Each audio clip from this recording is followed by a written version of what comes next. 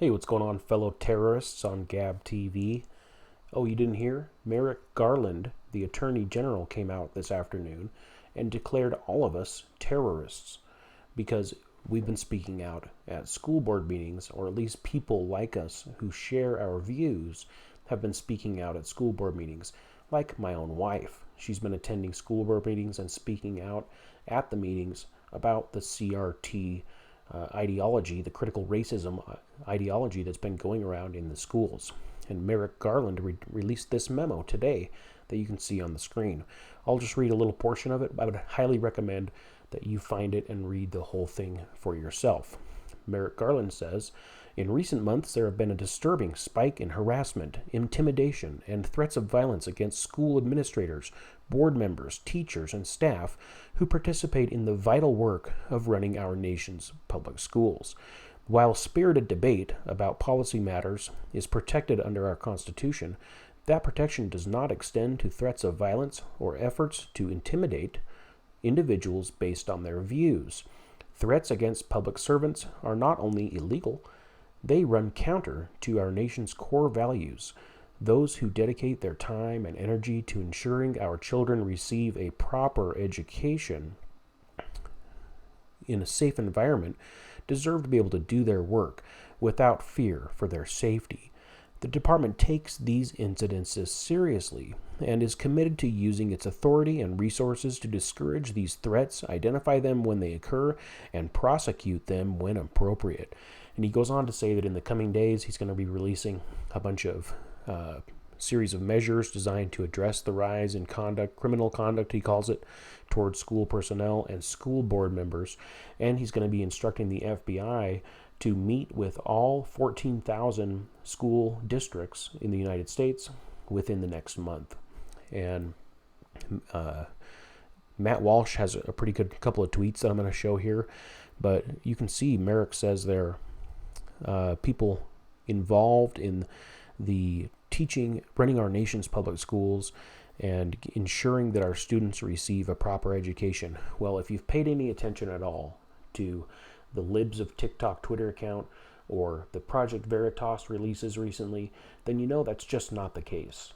What we're talking about, what people are protesting, what people are speaking out against is crazy, sick, twisted ideologies like critical race theory, gender ideologies, transgender theory, and things that are being taught, activist training by crazy communists and Antifa activists masquerading as teachers in our school systems.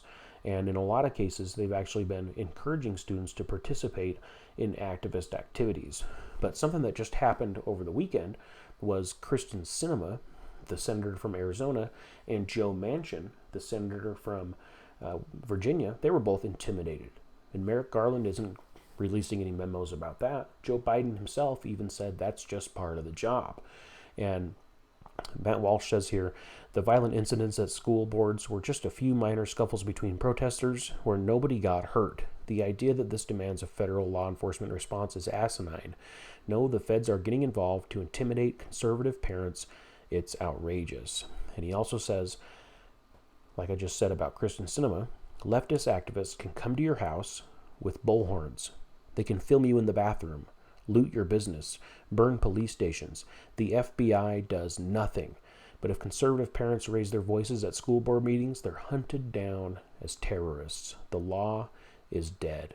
And I happen to agree with Matt Walsh there.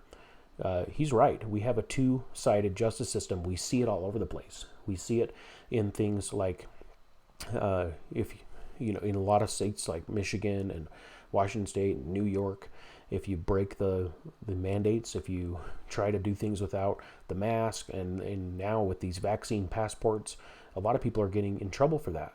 But yet, if you're Obama, you're welcome to have a party. You're welcome to do that. In California, if you wanted to run your business without government intervention, you couldn't do it. But if you were the governor of California, then you're welcome to attend restaurants without masks and have multiple people from different households in the same room.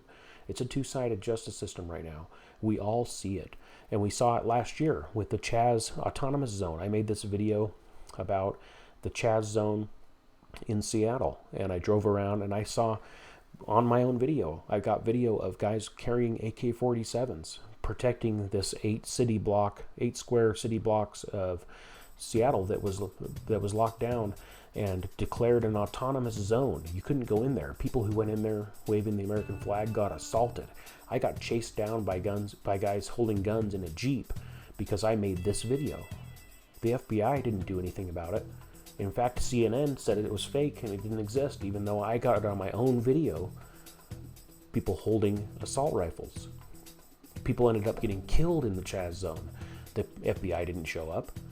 The people that run, the Antifa members that ran this zone, they used construction adhesive to seal the police station shut and then firebomb the police station with Molotov cocktails and try and burn the police alive. Did the FBI show up? No, they didn't. We saw it in the federal courthouse in Oregon. It was attacked by Antifa and BLM activists for months, almost a full year. They would firebomb it and use explosive ordnance against the building. They had to erect a big wall around the courthouse, an even sturdier and more imposing wall than the one that's around Washington D.C. right now. We saw it with the January 6th meandering, where we had maybe an hour of disruption at the Capitol building, but yet when Justice Kavanaugh was being sworn in by President Trump, people invaded the Capitol. There was an insurrection. They shook and pounded on the doors and invaded the Capitol because they didn't want Kavanaugh to be sworn in. The FBI didn't investigate that. The FBI didn't go and arrest all the people that invaded the Capitol then. It was celebrated by the media as our free speech in action, people using their constitutional rights, the Constitution in action.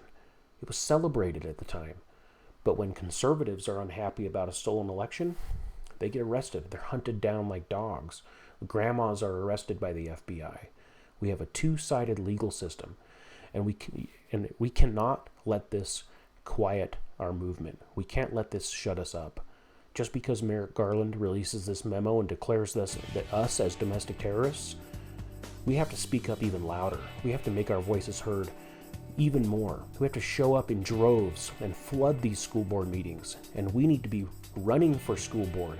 We need to be the ones attending these meetings. We need to be the ones running for these school board positions, because if we don't, someone on the other side does. And we need to be taking over our city governments. We need to be taking over our state governments. We need to be the ones that are getting involved at the local level, at the ground floor. Attend your local precinct committee meeting.